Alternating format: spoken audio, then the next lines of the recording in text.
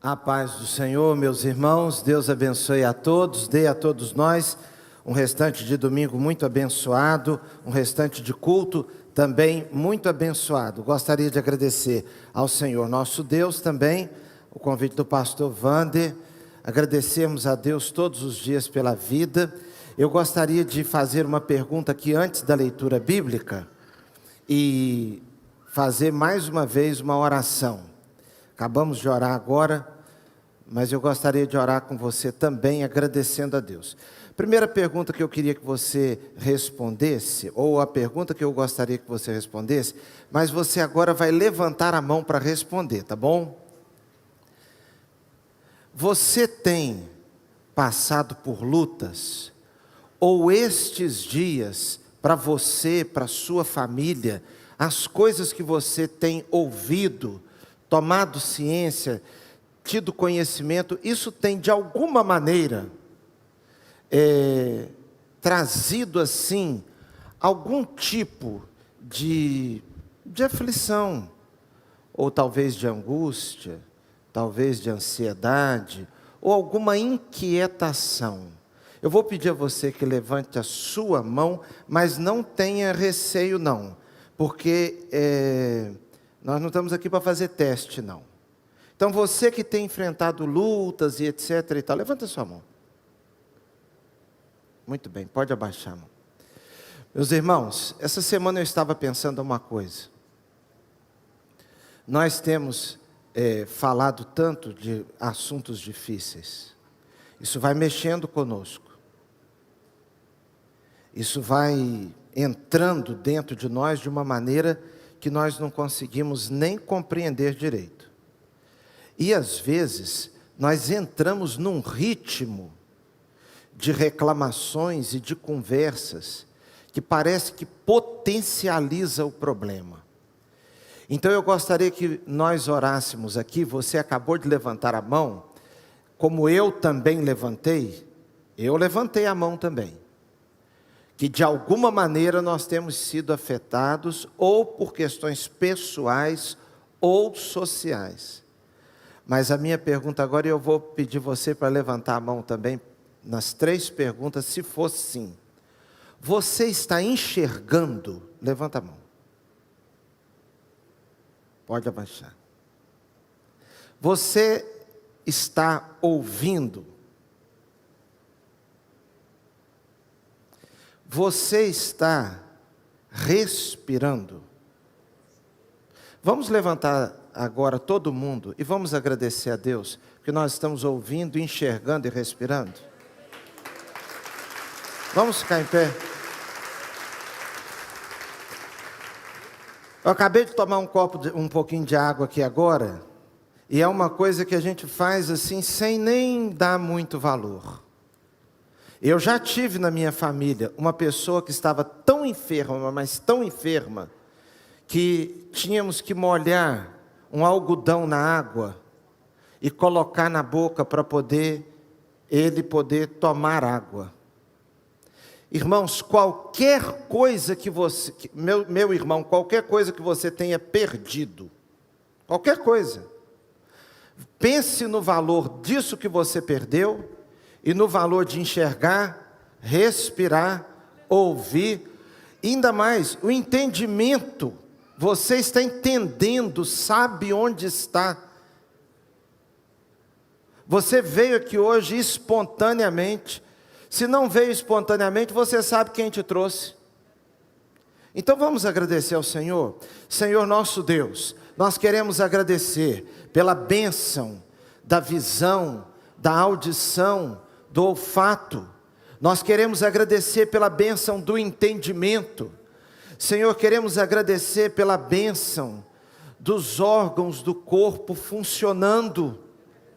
Nós queremos agradecer, Senhor Deus, pelo dia, pelo brilhar do sol mais uma vez, e por estarmos neste lugar maravilhoso, lugar dos louvores, da oração, da Tua Palavra, lugar do encontro com os irmãos, o lugar, Senhor Deus, de engrandecer o nome de Jesus, e nós pedimos que mais uma vez isso aconteça porque oramos em nome de Jesus. Amém. Pode se sentar, meu irmão. Gostaria de ler com você Mateus capítulo 5, o verso 16. Mateus 5,16. Se você está do lado do seu pai, da sua mãe, do lado da sua noiva, do seu marido, da sua esposa, diga para a pessoa assim. Eu sei que nós não gostamos muito dessa coisa. Diga para a pessoa que está do seu lado, né?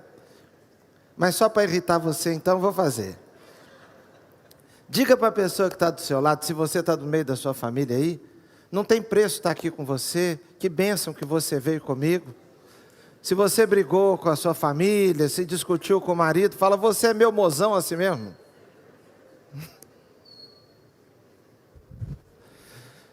Vamos ler a palavra de Deus então, Mateus capítulo 5, verso 16, diz assim: assim brilhe a luz de vocês diante dos homens, para que vejam as suas boas obras e glorifiquem ao Pai de vocês que está nos céus. Que Deus complete a sua palavra nos nossos corações, amém? Meus irmãos, eu quero lhes chamar a atenção para o seguinte: eu vivi uma situação difícil semana passada, ou retrasada. Eu estava querendo dar um tempo nesse assunto de pandemia, porque de certo modo, meus irmãos, ninguém aguenta isso mais. Todas as vezes que ligamos a televisão, todas as vezes que lemos alguma notícia, que acessamos um site, e também nas nossas igrejas, uma irmã muito querida disse assim para o seu filho, e o filho me contou. Ela disse, eu não estou querendo ouvir início de mensagem de pastor nenhum mais. Aí ele perguntou, por que, mãe? Ela respondeu, porque eles estão começando todos do mesmo jeito.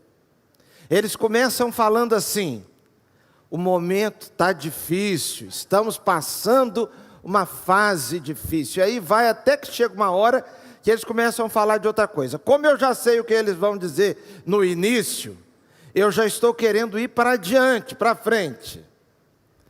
Então todos nós estamos num certo esgotamento. Esse assunto da pandemia, eu já tenho tentado evitar de certo modo, para mim mesmo. Mas eu quero meditar com os irmãos nesta manhã sobre o brilho da igreja em meio à escuridão da pandemia. Eu não tive como fugir disso, sincero e honestamente, eu não gostaria de falar sobre isso. Mas, meus irmãos, domingo passado eu compartilhei essa palavra na igreja de Irajá, e essa semana, meus irmãos, senti o desejo de compartilhar algumas coisas com os irmãos aqui. E eu queria chamar-lhes a atenção para o que o texto bíblico diz. Assim brilhe a luz de vocês diante dos homens. Jesus está se referindo, irmãos, a respeito da luz do candeeiro que é colocado para que todos vejam. Ninguém coloca uma luz, ninguém coloca algo debaixo de um móvel para iluminar tudo. Não, coloca-se num lugar claro, num lugar evidente. Assim então, vocês estejam resplandecendo de modo visível, evidente, para que vejam as suas boas obras. Ou seja, Deus deseja, o Senhor deseja, que em nossas vidas haja uma manifestação das boas obras. Nós não somos salvos pelas obras, mas porque somos salvos, nós temos boas obras. As obras representam ou são o quê? O nosso viver, o fruto daquilo que fazemos em todos os lugares. Então, as nossas boas obras, elas refletem a luz de Deus e glorificam o Pai de vocês que estão nos céus. Ou seja, a nossa vida é uma vida para a glória de Deus naquilo que fazemos. E no meio dessa situação que o mundo tem vivido, qual o papel da igreja? Qual o papel da igreja, meus irmãos? Não apenas assim como instituição formal, a primeira igreja batista do Recreio, ou a igreja X ou Y. A igreja somos nós. Você como igreja. A igreja do Recreio, sim, mas é importante que saibamos que quando estamos falando de igreja, estamos falando de nós mesmos. Eu sou a igreja, você é a igreja. E a primeira coisa que eu queria chamar a atenção dos irmãos, é que o mundo já viveu situações muito mais complexas. Muito mais complexas. Eu ouvi outro dia alguém dizendo que nós estamos vivendo a pior fase do mundo. Não é verdade. Irmãos, apenas para lembrar alguns fatos, que eu os chamo agora de mais recentes, porque do século passado para cá, tudo é recente. Um período dramático que o mundo viveu, a Primeira Guerra Mundial. Um outro momento dramático, alguns anos depois, a Primeira Guerra no início, e depois, em 1939, o início da Segunda Guerra. O mundo viveu, irmãos, um momento de grande apreensão, de muito medo. A guerra é uma desgraça.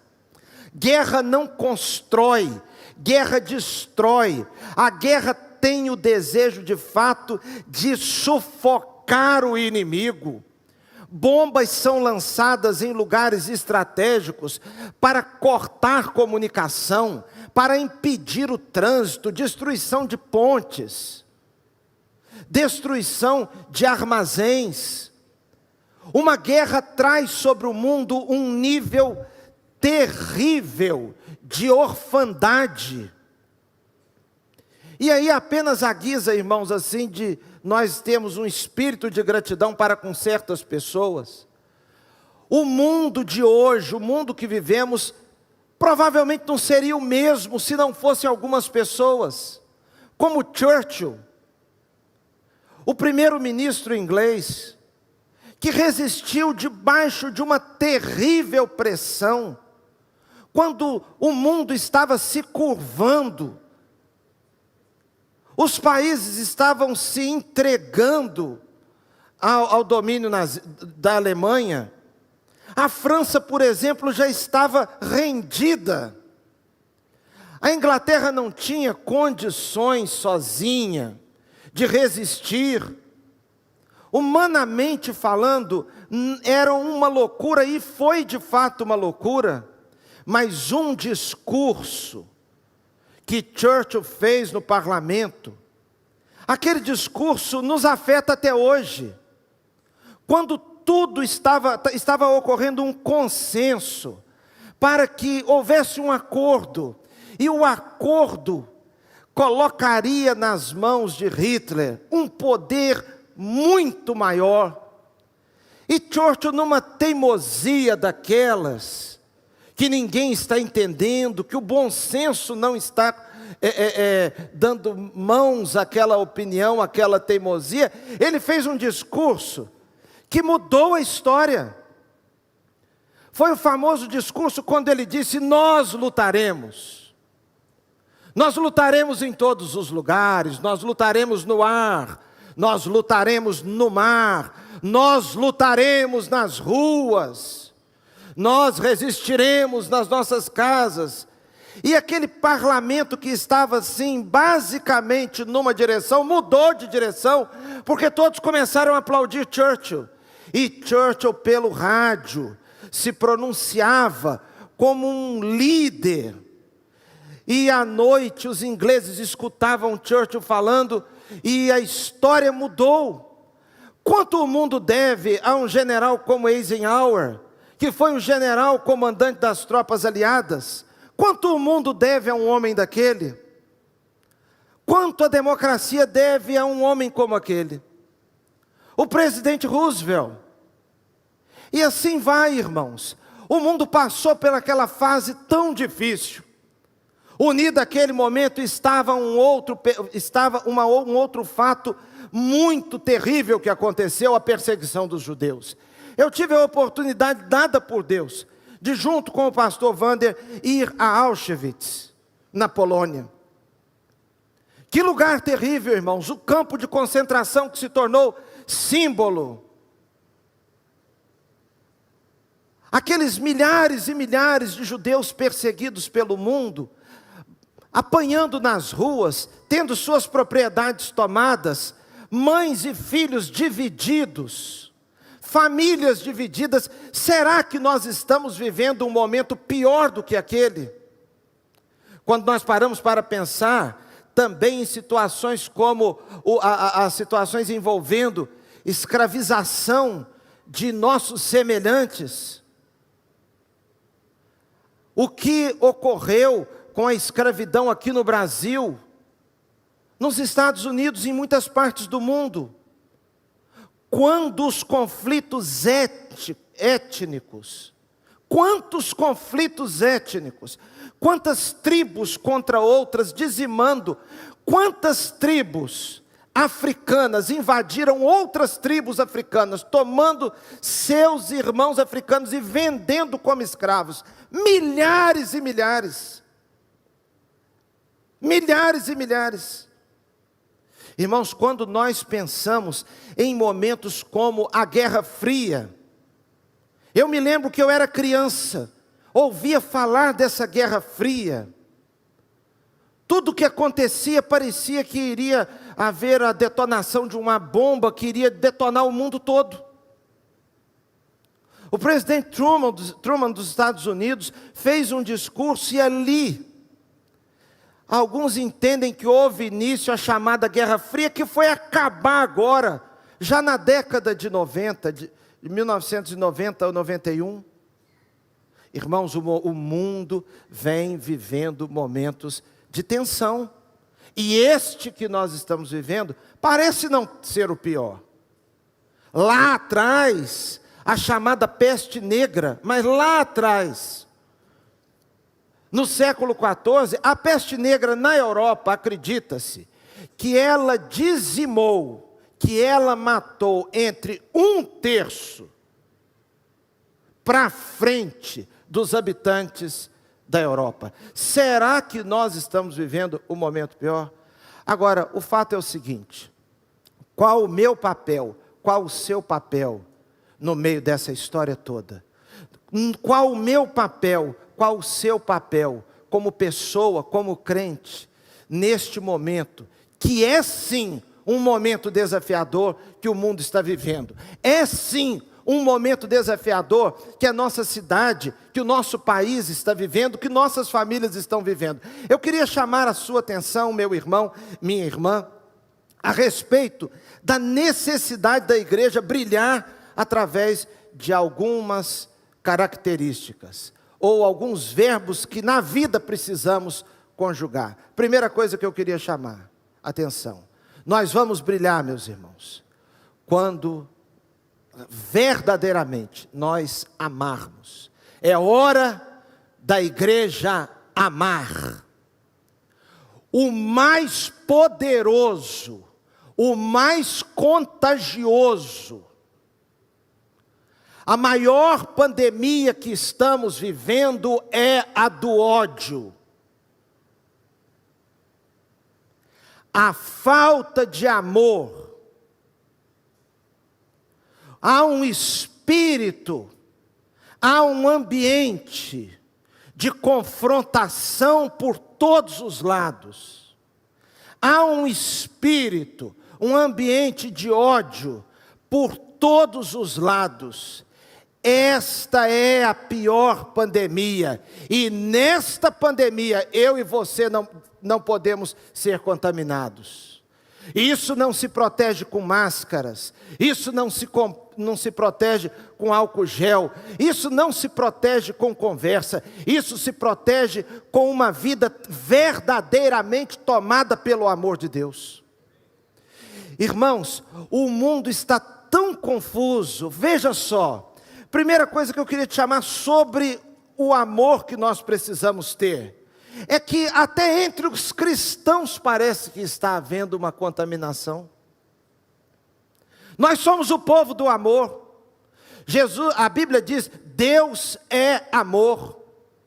Jesus disse, assim como eu vos amei, vocês devem amar uns aos outros, permanecei no meu amor. O que o amor faz? O amor gera algumas coisas extraordinárias. O amor gera generosidade, generosidade verdadeira. O amor traz um espírito de doação. E uma coisa que o mundo precisa entender é que onde há amor, não há fome. Amor alimenta, amor trata, amor é vitamínico, amor é uma coisa tremenda, enquanto o ódio produz fome, porque toda fome, toda carência está ligada à falta de amor. Um ou outro caso específico por questões climáticas, por questões geográficas, por circunstâncias muito específicas de uma família, de um indivíduo ou de uma comunidade, pode trazer falta de alimento a uma comunidade, a uma pessoa, a uma família. Mas, meus irmãos, no geral não. No geral, a fome, a carência existe, não é por falta de alimentos. O mundo, por exemplo, produz uma quantidade de alimentos que dá para suprir todo o mundo. O que o mundo produz serve para que todas as pessoas se alimentem.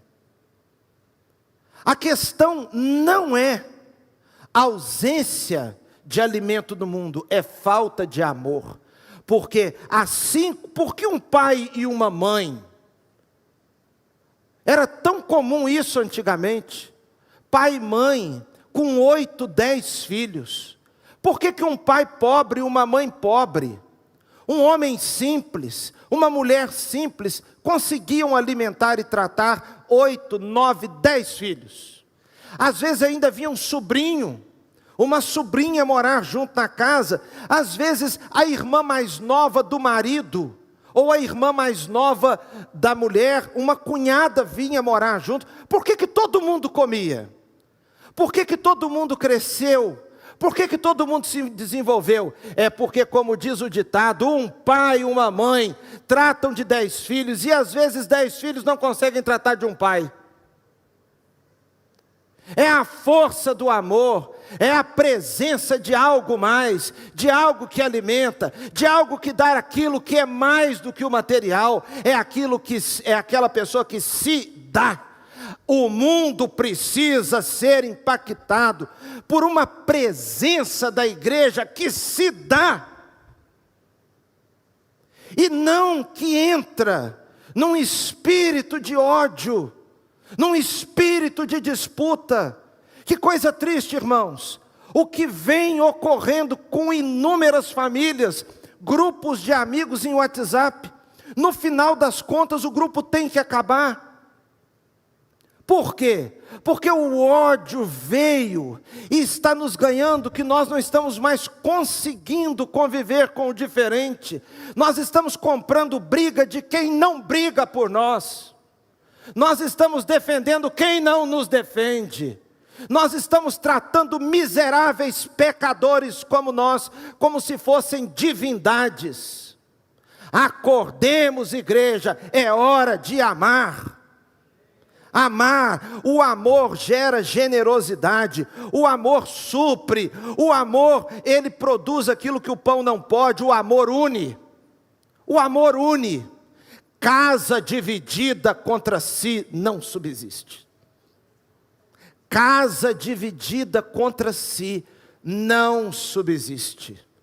Nós precisamos ter uma mudança de mentalidade, ver as pessoas, ver a vida, ver a sociedade com outros olhos. Nós precisamos perceber que nós somos todos, nós estamos todos no mesmo barco. Diferenças de características físicas, todas as pessoas são diferentes. Não tem ninguém com o rosto igual ao seu, não tem ninguém com o olho igual, com os olhos como os seus, não tem ninguém com as digitais, não tem ninguém do seu jeito, com o seu cabelo ou falta dele. Não tem ninguém com sua voz. Não tem ninguém que seja uma reprodução exata de você. Nós somos diferentes. No Brasil é até esquisito alguém dizer que não é assim, mas nós somos todos misturados. Nós somos uma mistura. Mistura de quê? De tudo. Juntou todo mundo, bateu no liquidificador e deu nós. Nós somos um pouco, nós temos herança africana, nós temos herança europeia, nós temos herança dos índios aqui. Nós temos de todo jeito. O amor une, mas o ódio desune. Quero chamar a atenção também para o fato seguinte: nesse espírito de desunião que o ódio provoca, o ser humano, o mundo vive uma verdadeira Torre de Babel. Irmãos, a Torre de Babel parece que aconteceu outra vez. É que a gente não está percebendo. A Torre de Babel, a confusão de línguas. O ser humano queria mostrar que ele estava se sentindo muita coisa. Igual hoje, a sociedade está se sentindo muita coisa. Os intelectuais acham que podem responder tudo. A ciência é uma coisa extraordinária, e todas as vezes que a ciência traz a verdade, ela é de Deus, como diziam os reformadores. Toda verdade é de Deus, venha de onde vier. Se é verdade, é de Deus. Porque o único que traz a verdade é Deus. Se a ciência descobre alguma coisa, é por causa de Deus, e Deus está lá. Só quem traz a mentira é o diabo, porque ele é pai da mentira e não fala a verdade hora nenhuma. Quando fala a verdade é para enganar. Então toda verdade vem de Deus. Mas entretanto, irmãos, nossa confiança não pode estar só na ciência, porque a ciência não consegue responder tudo. Mas a ciência é extraordinária. A herança reformada, a herança verdadeiramente evangélica, sempre apoiou a ciência. Eu fico triste de do que está acontecendo, essa transmissão da ideia de que nós não estamos nem aí para a ciência. Não pode ser assim. Milhares e milhares de irmãos nossos estão trabalhando em pesquisas, entendendo ali a mão de Deus na na vida. Deus está onde está a verdade, onde está Deus tem verdade.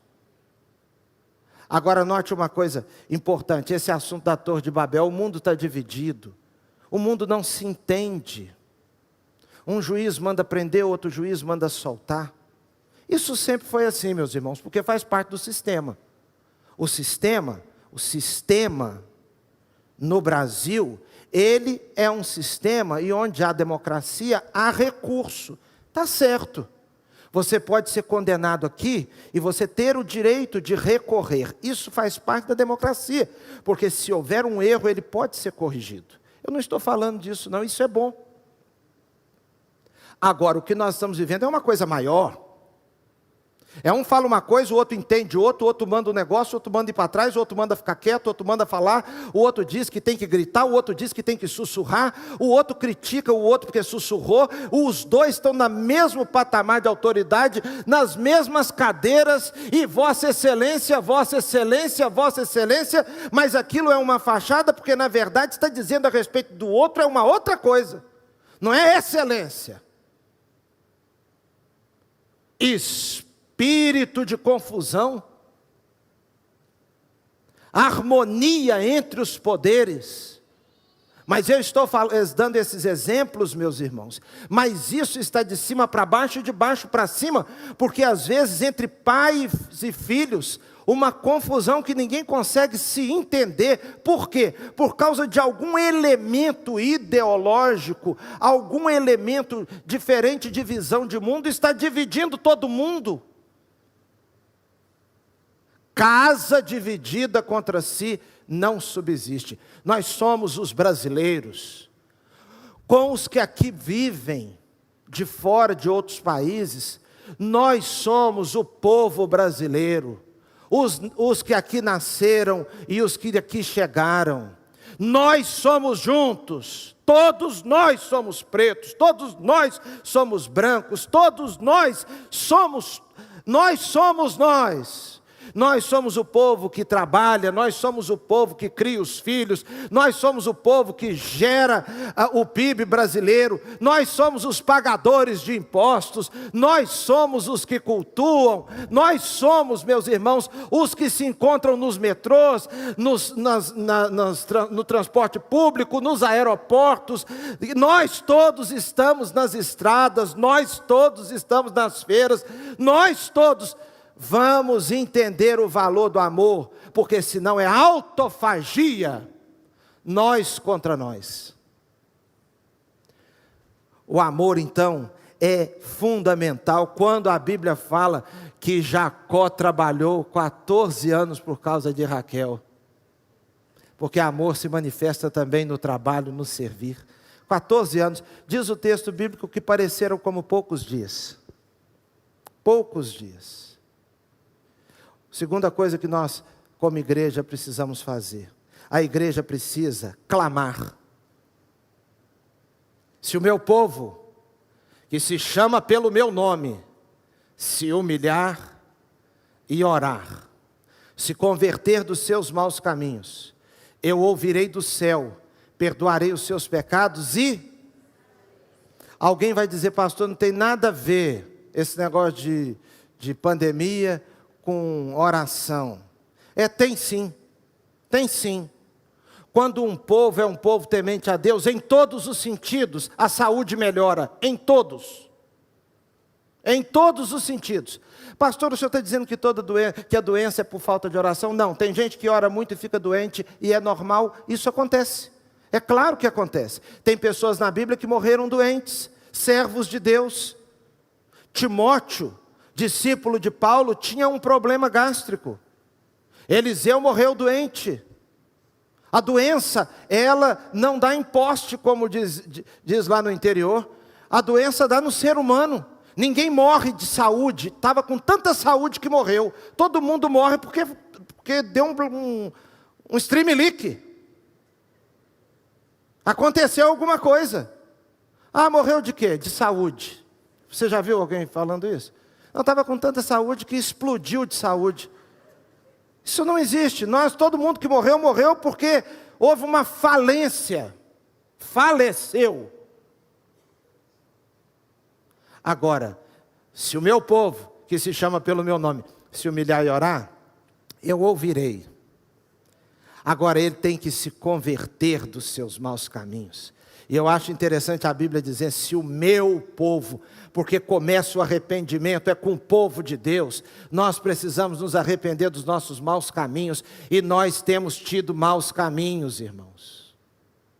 Nós temos tido um fascínio infantil pelo poder, uma coisa que chega a ser boba.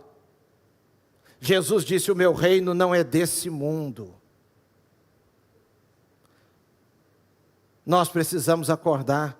A igreja tem falhado muito em certos aspectos. Nós precisamos nos arrepender, clamar.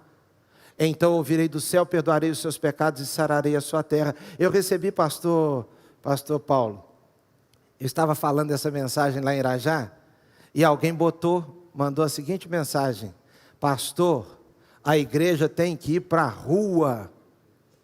Não é só orar, não. A igreja tem que agir.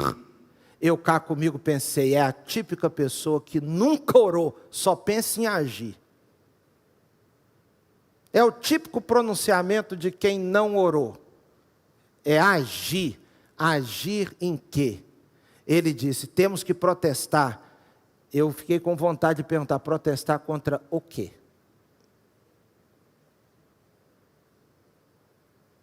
Contra a absolvição ou a condenação?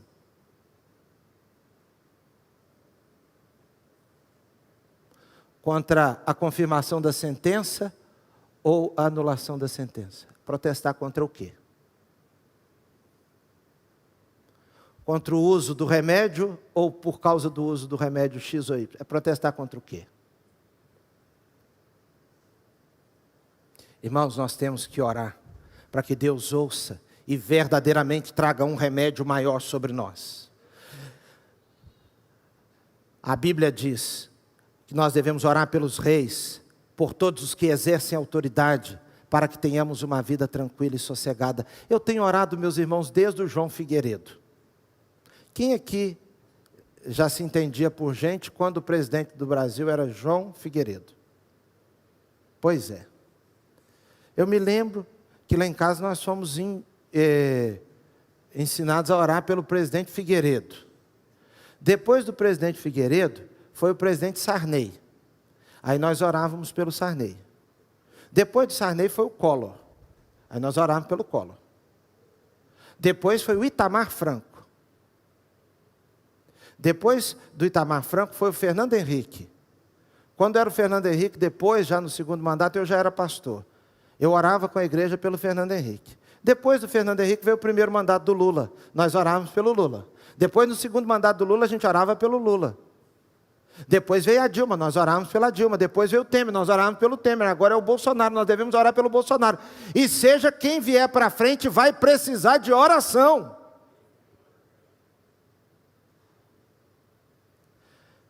Terceiro lugar, meu irmão. A igreja precisa amar, clamar, e a igreja precisa proclamar.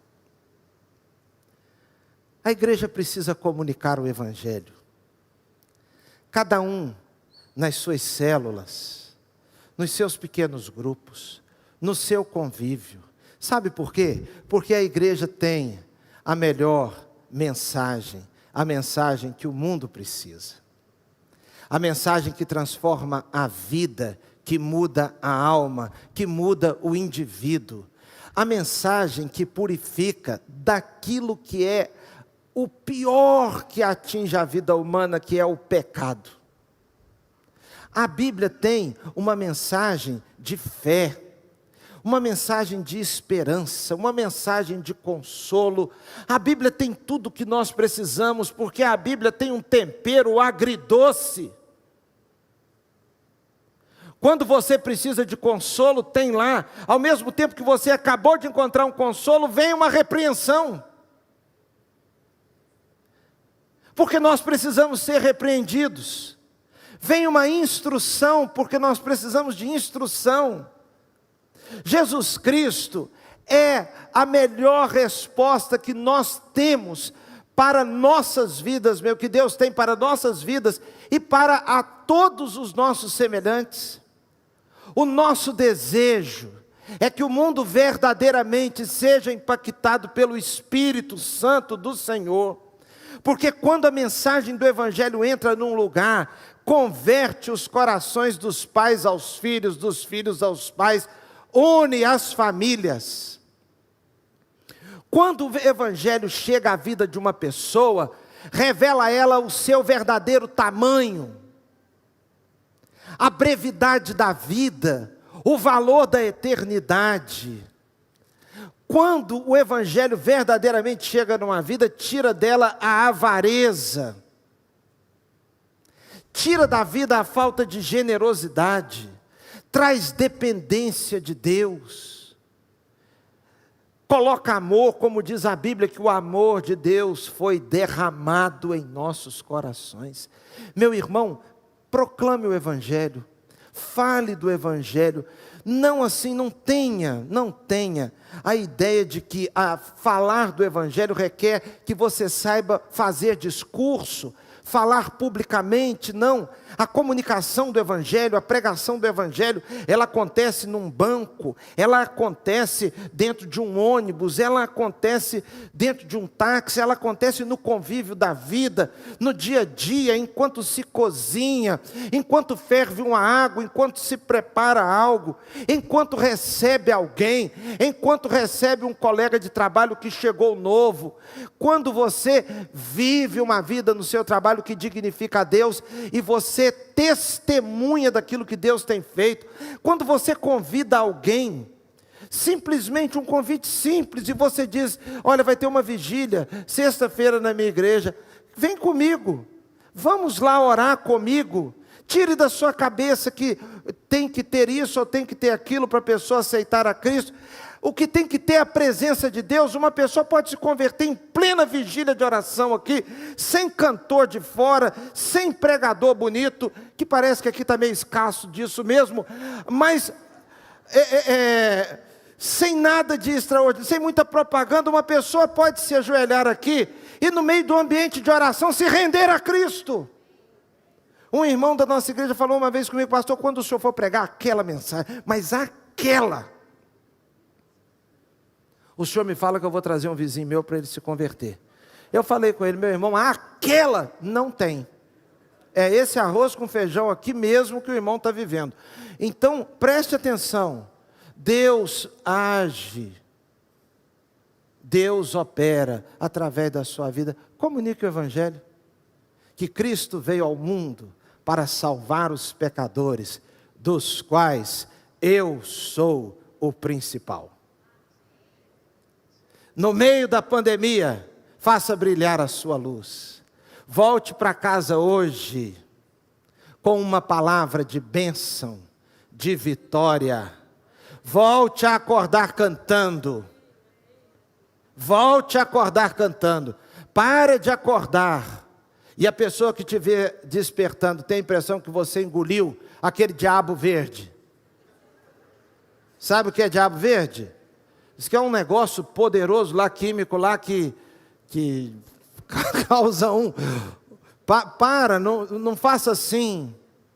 Acorde dizendo: este é o dia que o Senhor fez. Alegremo-nos e regozijemo-nos nele. Vivamos para a honra e glória do Senhor Jesus e deixemos a luz que há em nós brilhar. Eu queria recitar com os irmãos a palavra de Jesus antes de encerrar, em João 12, 45, que diz: eu vim ao mundo como a luz, para que todo aquele que crê não permaneça nas trevas. Nós não estamos nas trevas.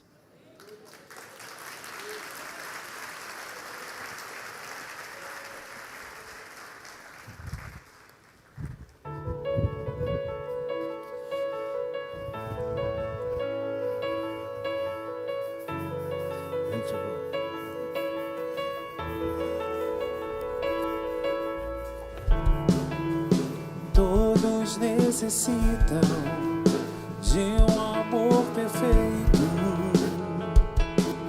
perdão e compaixão.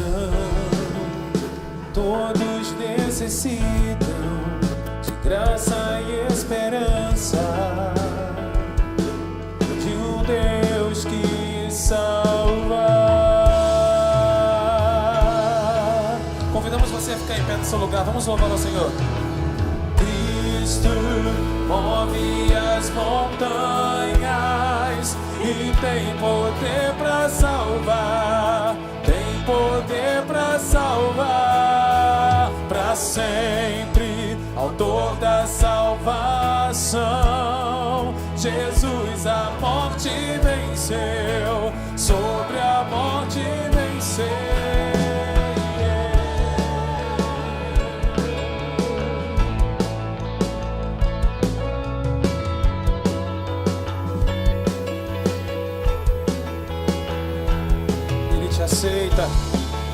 Me aceita com meus medos, falhas e temores.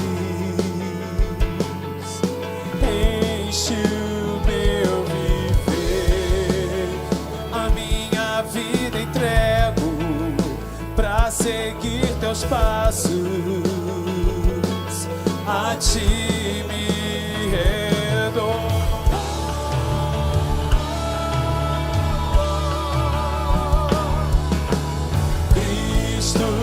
Move as montanhas e tem poder para salvar. Tem poder para salvar para sempre. Autor da salvação, Jesus a morte venceu, sobre a morte. Cristo move as montanhas. montanhas e tem poder para salvar, tem poder para salvar para sempre, autor da salvação. Jesus a morte venceu, sobre a morte venceu. Posso o mundo ver brilhar a luz, cantamos para a glória do Senhor Jesus Cristo. Posso o mundo ver brilhar a luz, cantamos para a glória do Senhor Jesus. Cante mais uma vez. Cristo, Ele tem poder e tem poder para sempre, autor da salvação. Ele venceu, sobre a morte venceu.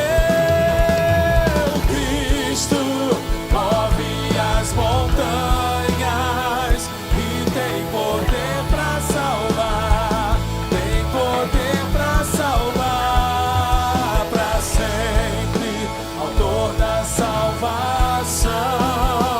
Jesus a morte venceu, sobre a morte venceu.